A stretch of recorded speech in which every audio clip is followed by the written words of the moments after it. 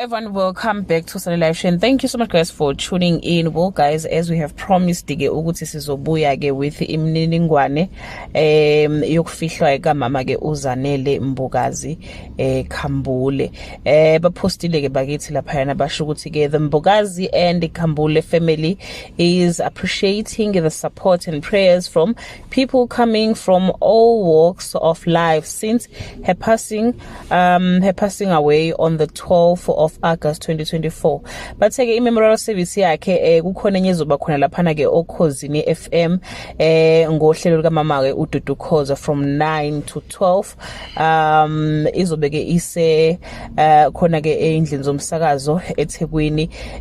Leyo ke izoqala ngo9 iphele ngo12 ngohlelo ke lika Jabulu Jule lika mama ke uDudu Khoza. Then from u12 ke kuzobe kukhona enye memorial service ke ngicabanga yona evulelekile ke kubantu ke bangathanda uyi-attenda eGNF eDurban Station next to Chester Butchery.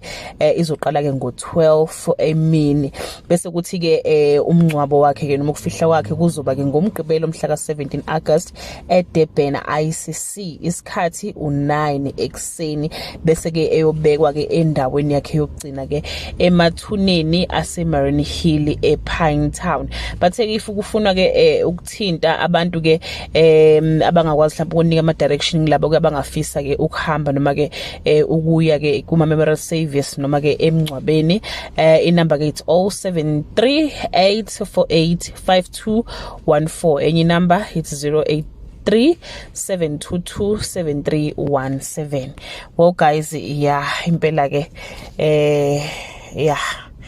akukho singakusho kodwa ke konke sekubeka enkosini bakithi. Kubhlungu kakhulu nasenkundleni zokuxhumana uyabona nje ukuthi ke abantu bayakhala ngapha nangapha ukuthi awu kodwa ke ulanga lokuhamba emhlabeni ke ilanga libekele ke wonke umuntu. That brings us to the end of this video. That all I have for today. Bye.